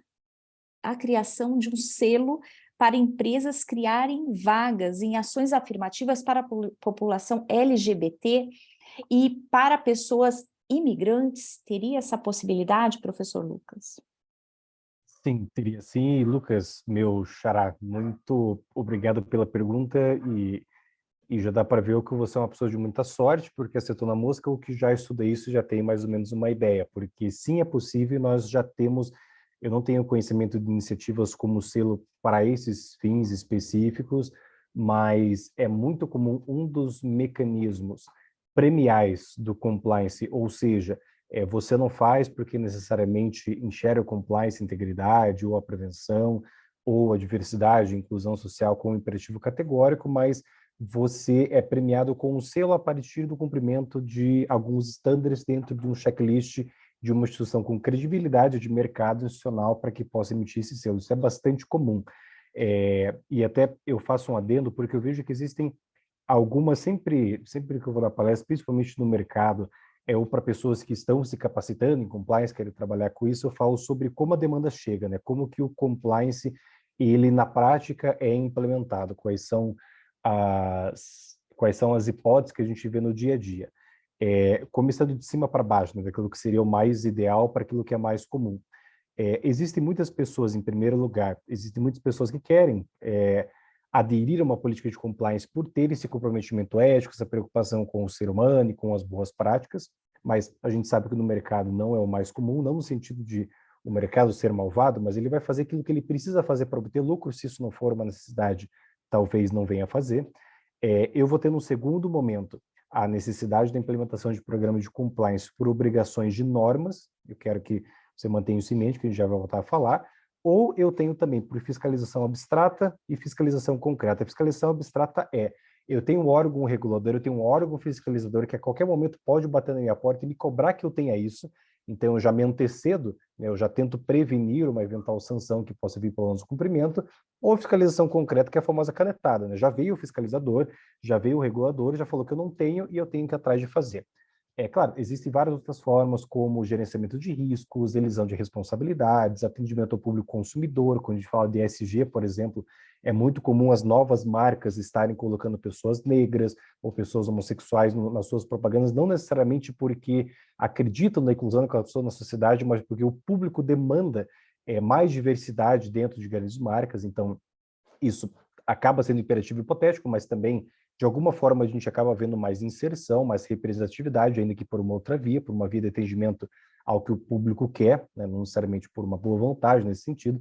Mas quando eu coloquei obrigação de normas, essa nossa visão do que são normas, ela tem que ser um pouco mais elastecida, né? Não vamos encarar normas apenas como legislações ou como os decretos, portarias, aquilo que juridicamente a gente geralmente associa como normas. Melhores práticas de mercado são normas muito capilarizadas dentro do ambiente corporativo e que muitas vezes são seguidas com mais afinco do que a lei. Como que tudo isso se conecta com tudo o que você comentou? Quando nós falamos que nós vamos criar uma instituição com credibilidade e para quem cumprir um certo standard mínimo de, por exemplo, compliance de direitos humanos ou contratação de pessoas LGBTQIA+, ou de pessoas migrantes, e se essa pessoa fizer isso, eu dou um selo, aquilo, com o fomento e com a participação dos entes públicos e privados, vai se tornando uma melhor prática de mercado. Não é obrigatório que as empresas tenham, mas aquela empresa que tem o diferencial competitivo, inclusive perante esse público. Isso ocorre muito em compliance. Nós temos o selo Proética, nós temos o selo AgroMais, e não é necessário que as empresas tenham o selo Proética para que ela possa atuar no mercado. Mas é uma divisão, você separa o joio do trigo e geralmente se exige requisitos robustos e o público e os demais fornecedores passam a ver uma empresa que tem esse selo como mais robusta, mais respeitadora e não só porque o mercado ele vai querer se equipar de boas práticas, mas porque geralmente essas empresas são boas de contratar, porque eu vou ter o menor risco ao contratar com elas, porque ela já tem um selo de que ela respeita determinadas práticas. Então, se eu eventualmente contratar com um fornecedor que tem um selo do DILIS, de direitos humanos em empresas, por exemplo, eu reduzo o risco de eventualmente, numa operação conjunta, eu ser taxado de também fazer trabalho escravo, porque na minha cadeia de produção há um fornecedor que faz isso. Se ele tem o selo, já se entende que ele vai estar mais adequado a essa melhor prática. Então, eu acho que não só é possível, mas cada vez mais nós temos que incentivar essas iniciativas. Talvez seja, até, professora Muriel, uma alternativa para não vinculação, né? Também uma melhor prática, também o selo de mercado é algo não vinculativo, mas que eu sempre costumo comentar que existem dois tipos de mercados quando a gente fala de compliance. O mercado não regulado e o regulado. O mercado regulado é aquele, por exemplo, regulamentado pela Anvisa, pela ANS, pelo Banco Central, pela CVM, pela SUSEP, e o mercado não regulado são aquelas que as empresas têm que cumprir as leis básicas, mas não tem um órgão fiscalizador acima deles. Mas eu sempre me corrijo para dizer que todos os mercados são regulados. Ou eles são regulados por um órgão fiscalizador, ou eles são regulados pela circunstância do mercado e pelo público. Então, eu posso não ter uma norma que me obrigue a fazer um programa de trainee ou contratação de pessoas negras, mas se eventualmente todos os meus outros competidores estão fazendo, estão captando mais um público jovem, por exemplo, por estar de acordo com essas práticas, eu também vou acabar fazendo. Não é pela intenção correta, mas eu vejo que o resultado, no final das contas, acaba sendo mais ou menos o mesmo, e a gente consegue trabalhar com isso de uma maneira um pouco mais prática. Então, sem dúvida alguma, o selo não só é uma iniciativa que existe, como eu acredito que é uma das melhores e mais fáceis de serem incentivadas pela não vinculação e pela adesão que geralmente isso tem para os principais atores de mercado. Obrigada, professor Lucas. Bom, considerando aí já o adiantado da hora, né, eu acho que a gente pode partir para o encerramento. Eu só para comunicá-los aí, né, antes da gente declarar encerrada essa mesa temática, eu quero convidar todos vocês para que continuem participando do nosso evento, tá? Hoje, a partir das 14 horas, nós teremos GTs com diversos temas sendo debatidos aí, né? Temas muito interessantes, ainda no formato online, tá? A partir das 16 horas, né, e às 19 horas, nós vamos começar os encontros presenciais lá no Jardim Botânico, tá? É onde vai ser uma honra poder receber todos vocês, né, na casa do programa da pós-graduação do 4P. Eu acabei de colocar para vocês o link da programação, tá, no chat. Quem quiser mais informações, a programação está toda aí, tá? E quero agradecer imensamente à professora Muriel, à professora Liliane, ao professor Lucas, né, pelas excelentes palestras. É sempre um prazer imenso estar, assim, juntamente com vocês, sempre aprendo muito, né, e, assim, certamente vocês deram início a uma mesa temática muito interessante, né, que chamou a atenção de todos nós e nos levou a refletir a diversos assuntos que muitas vezes estão até escondidos, né, e as pessoas precisam realmente debater e dar mais publicidade. Agradeço também a todos os participantes que estão aqui, que estão conosco até esse momento. Muito obrigada pela participação de vocês. Espero que a gente tenha contribuído um pouquinho com o aprendizado de vocês e que, de repente, tenhamos despertado um pouquinho da atenção de vocês para esses assuntos que são importantes e precisam ser debatidos. Lógico, né, finalizando então, para a gente poder mais uma vez aí, eu quero agradecer ao pessoal que está organizando o evento de uma forma muito difícil, é claro, né, como todos os eventos, muito difícil se organizar um evento, principalmente dentro de um âmbito federal, né, eu sei que dentro da Universidade Federal as coisas são mais complicadas, mas eu quero agradecer muito o convite de vocês para que a gente pudesse estar aqui com esse painel, né? E declaro então encerrada a mesa temática de migrações forçadas, empresas e direitos humanos. Desejo a todos aí uma boa terça-feira e, é claro, um bom seminário para todos vocês. Muito obrigada. Tchau, tchau.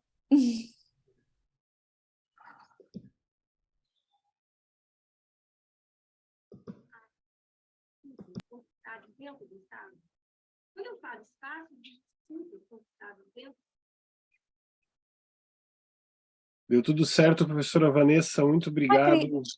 Foi excelente, viu? Excelente mesmo. Parabéns, conduziu muito Obrigada. bem, os debates foram muito ricos. Nossa, excelente. Muito obrigado, professora. Os nossos palestrantes a eles, né? Às vezes a gente passou um pouquinho o tempo, mas é porque realmente estava interessante. Então, deixar eles realmente fazerem os comentários foi muito legal. Obrigada Muito pelo bom. convite de vocês Obrigado. aí, tá? E Obrigado mesmo. Obrigado pelo a espaço todos. que vocês proporcionaram para a gente. Gabi, até daqui a pouco. Até aí no presencial. Obrigada. Obrigada a Parabéns você. pela mesa e pela condução. Valeu. Beijo, tchau. Até mais, gente. Tchau, gente. Até.